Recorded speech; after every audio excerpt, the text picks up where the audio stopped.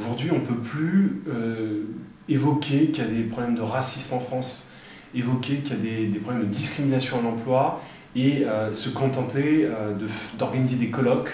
d'organiser des réunions,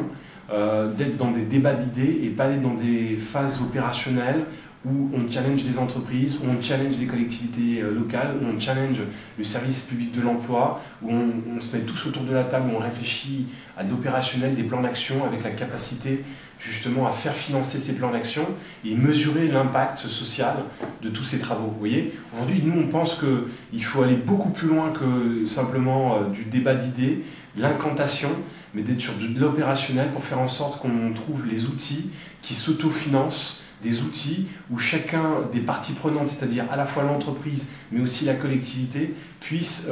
financer ces dispositifs. Et qu'on ne soit pas simplement dans des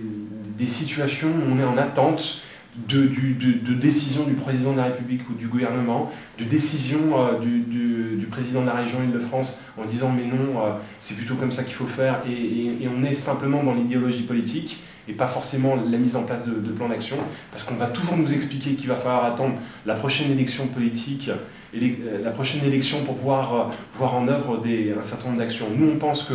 des acteurs sociaux du terrain vont pouvoir créer des outils efficaces du même niveau qualitatif que